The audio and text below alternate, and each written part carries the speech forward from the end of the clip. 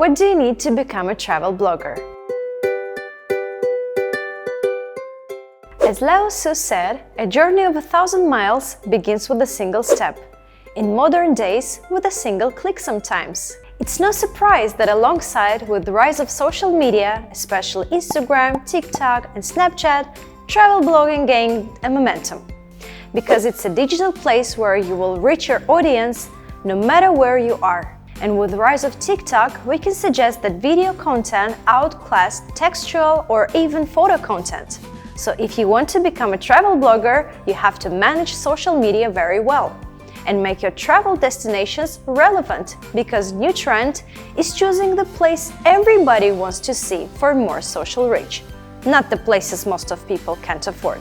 You also have to choose your niche from a whole range of options, from food to budget to luxury to adventure to family and more.